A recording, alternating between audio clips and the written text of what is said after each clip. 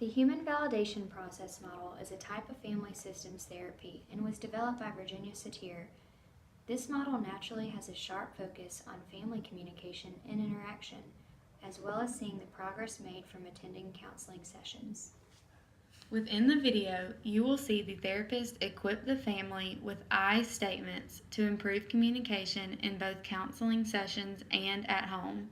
This tool is commonly employed within the Human Validation Process Model, which is aimed at improving understanding of each other's thoughts and feelings.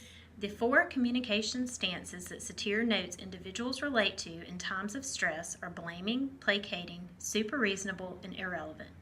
Within this video, you will see instances of some of these stances. The counselor rectifies their stances by emphasizing congruence, which helps the family stay centered as well as able to share what they feel is necessary and important to resolving the issue. In this video, the tinnitus family attends therapy when one of the family members, Willie, who is the blamer, runs away from home after a fight with her mother, Emily Sarah, who plays the super reasonable. Maurice, or the placater, tries to keep the peace between his mom and his sister. He always puts the needs of his mother and sister before his own, which causes him much anxiety. Well, it's good to see you all today. My name is Tessney Davis, and I'm glad that you all came in today to talk about what's going on. So before we just kind of like dive right in, I hope you know that you'll all have a voice in the session, and we're going to take turns going around and kind of talking about what the problem is. So I'm just going to go ahead and start with you, Willie, and let you we're just going to go around the circle, but let you talk a little bit about what brings you in today. Well, I just Mom and I have just been butting heads, and it's been getting kind of out of control lately. And Friday night I just didn't come home because I was tired of dealing with it. It's just like a tornado at our house all the time. And I told her Friday morning I had a bag packed when she dropped me off at school, because she's taking my car away, she's taking my phone away, she's taking everything away. And I told her when she dropped me off at school that I wasn't going home, and she just said, okay, fine. I didn't mean it like that though. Well, it's been, like I said, a tornado at our house, and we can never get along, and so I just had enough, and I just needed to be away from it for a little while. So I did. Okay, so when you say it's been a tornado at your house, can you talk a little bit more about that? It's chaotic all the time. We never get along. There's just yelling and screaming, and everybody is here and there, and I feel like I can't even be in the kitchen and feel comfortable, because it's always my mom and I just feel like there's a barrier in between us. We can't even sit at the kitchen table together, because there's never a time where we can. But you're putting those barriers there yourself by not doing what you're supposed to do. But I feel like you are too, because it's just awkward. We're sitting there, and it's I want to be nice, but it's hard for me to be nice when she's just down my throat all the time, getting on to me about what I wear, getting on to me about the music I listen to, getting on to me about the people I hang out with. And she says I'm never at home, which, yeah, I'm not home that much, but I don't want to be at home because I don't feel comfortable. And because your attitude is why. Emily, Sarah, I'm going to go around and let everybody have their time to be able to explain what they feel like is going on. So let's let Willie talk right now, and then I'm going to get to you. And she took my car away, and so my friends will come pick me up, and we're not doing anything bad. I just don't want to be at home because I don't feel comfortable. Okay. All right. Emily, Sarah, what would you say the problem is? I think she is acting too much like an adult, or trying to be, and she's still a child. She's not doing well in school. She disappears for afternoons at a time. I don't know where she is. I'm a single parent. I'm trying to work as well as take care of my 2 kids.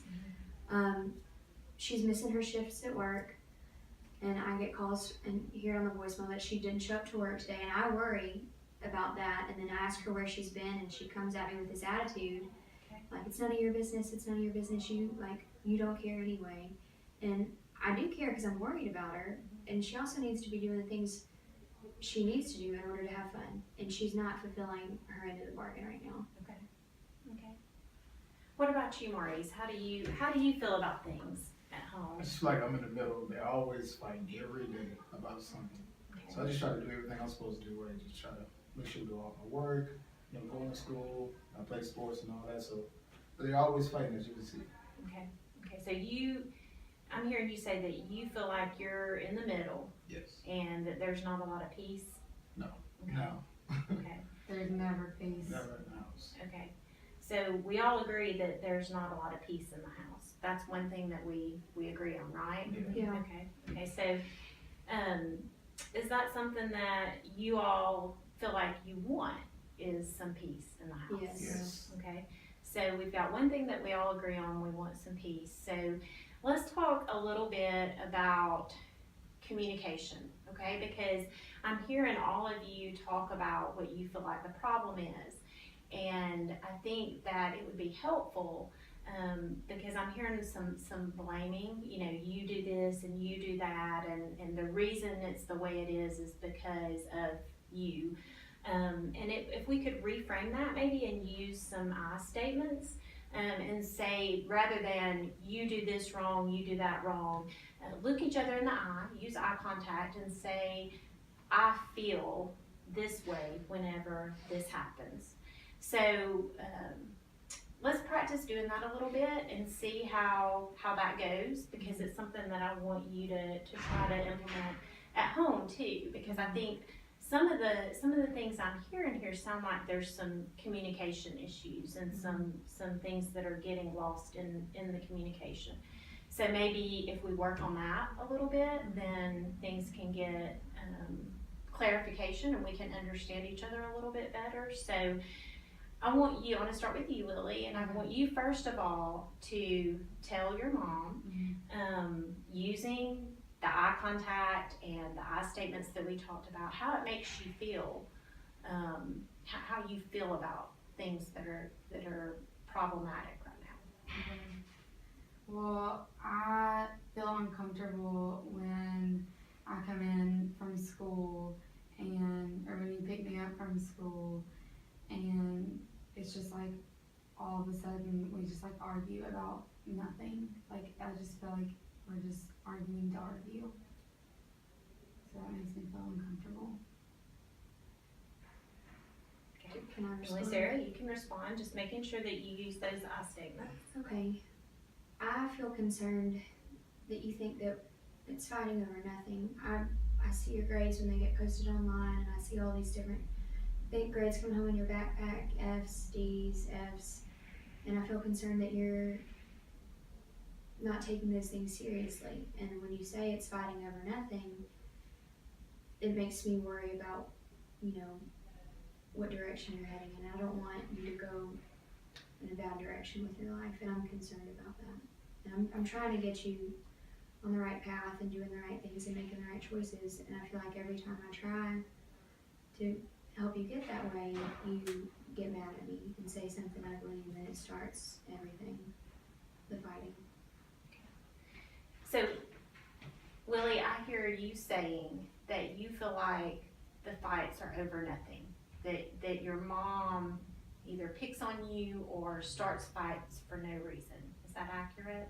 Yeah, I mean, the majority of the time, because, I don't think I'm a bad kid. Like, I go to school, might not make the best grades, but I go to school, I work, I'm not doing anything that I'm not supposed to be doing. I just feel like we're not really on the same page. Okay.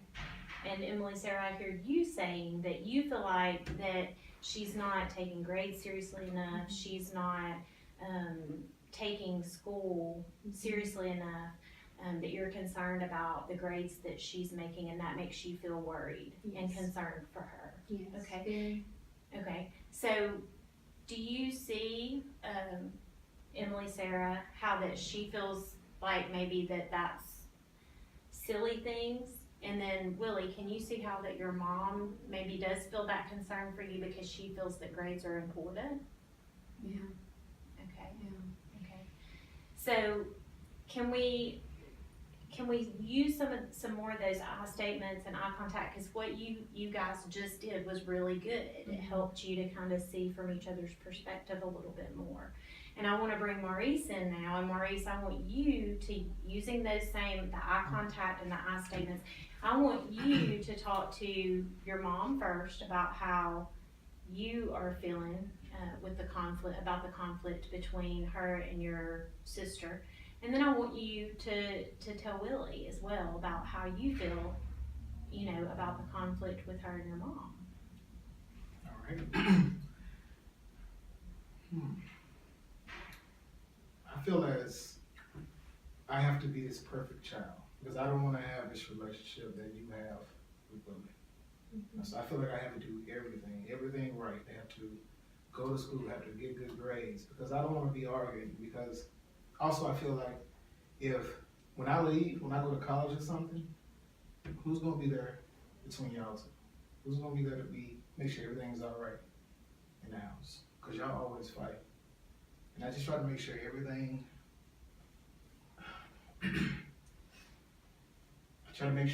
is right in the house. I try to be the mediator in the house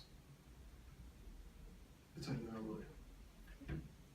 So I hear you expressing some fear and some anxiety because you said that I'm just worried that when I'm gone, then they're just going to be fighting all the time and it's going to be, there's not going to be any peace in the house. I hear you saying that you don't like the way it makes you feel anxious or worried when you're there, that your relationship with your mom is going to turn out like her relationship or the relationship between your sister and your mom if you do anything wrong. So that's sounds like you feel like that's a lot of pressure. It is. Okay. So every day they're always at each other's necks about something. Always fussing. So how does that make you guys feel hearing your brother and your son say that this is causing him some emotional issues I too? feel bad about it because I don't want him to feel like he's stuck in the middle, and just like feel like he has to be a perfect child. So I mean, it makes me feel bad about it. I feel bad that I'm putting that stress on him when I am the adult and I need to try to take stress off my kids. I don't want him to feel like he has to be the mediator and he has to be in charge of things. He's a kid too, just like Willie. Okay. So, we've talked about kind of communication and how that maybe the root of the issue is not you running away or disobeying the rules, but maybe there's some communication issues here. There's some misunderstandings, some assumptions that have been made. Am I right? Would you guys all agree with that? And that maybe if we start practicing using these I statements and looking each other in the eye and talking about our feelings with each other rather than just making assumptions and placing blame, that you guys can make some improvements at home just like we did here today. You were able to talk about the issues that you felt like were important with each other. There was no fights, nobody got angry, nobody raised their voice, we all listened. So I want you to practice that between now and the next time we get together, and we're going to see how that works, because I think that that's a good first step in kind of restructuring how you guys deal with issues at home and even how you respond to the conflict that's going on between your mom and your sister. So let's try practicing that, and then we'll get together next week and see how it's gone. Okay? Okay. Thanks for coming today. I enjoyed talking with you guys and look forward to our next session. Thank you. Satir believed communication stances are learned in our families of origin. The unhealthy stances are how the family members function, and each stance requires the presence of another survival stance in order to carry on. These stances need to be challenged in order to move toward a healthy communication stance. The therapist is warm, empathetic, and targets emotional transactions that involve problems with communication and metacommunication. Satir proposed 6 stages of change. In the first stage, status quo, the family functions as they have learned to do based on what has worked in the past, even if it is dysfunctional. In the second stage, the introduction of a foreign element, which is demonstrated in the video, the therapist introduces healthy communication styles including eye contact and use of I statements. This throws the family into chaos, which is a state of disequilibrium brought on by changing the communication techniques that have worked in the past. Next is integration of new possibilities. This is when the family members realize that the new communication styles are actually beneficial to them. Next is practice, where the family becomes more comfortable with communication styles and positive changes continue and grow. Finally, in the last stage, the new status quo is established. The family is communicating effectively and family members feel secure, safe, and healthy in their new normal. Feelings of worth can flourish only in an atmosphere where individual differences are appreciated. Mistakes are tolerated, communication is open, and rules are flexible. The kind of atmosphere that is found in a nurturing family. Virginia Satir.